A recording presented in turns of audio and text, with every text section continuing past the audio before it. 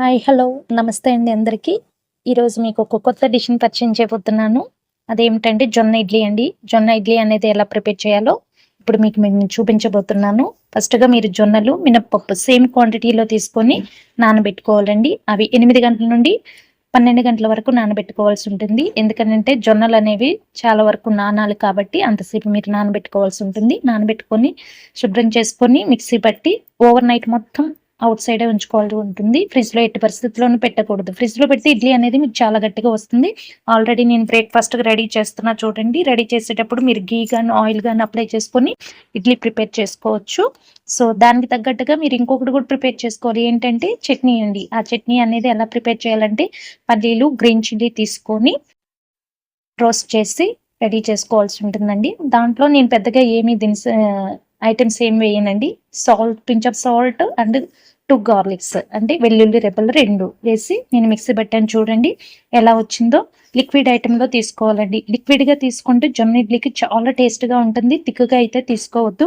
So, దానికి తగ్గట్టుగా మీరు దాంట్లోకి తాలింపు అనేది కంపల్సరీగా వేయాలి. తాలింపు వేయకపోతే చట్నీకి అంత టేస్ట్ రాదు కాబట్టి కంపల్సరీగా తాలింపు అనేది యాడ్ చేయాల్సిందే. సో, ఈ జొన్న ఇడ్లీ మూలాన మీకేంటి యూజెస్ అంటారా?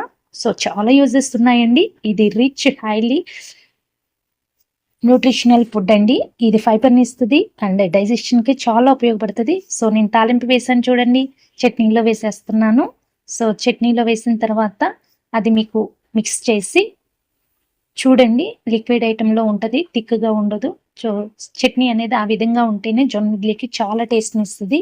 సో, మీకు ఇంకొక విషయం ఏంటంటే బ్లడ్ షుగర్ ఉన్న వాళ్ళకి కూడా ఇది కంట్రోల్‌నెస్‌లో ఉంచుతుంది. జొన్న ఇడ్లీ అనేది. సో, జొన్నలు మీరు రైస్ పూర్వకంగా తీసుకోవచ్చు. బ్రేక్‌ఫాస్ట్‌గా కూడా ఎవ్రీడే తీసుకోవచ్చు. ఎటువంటి ప్రాబ్లమ్ ఉండదండి.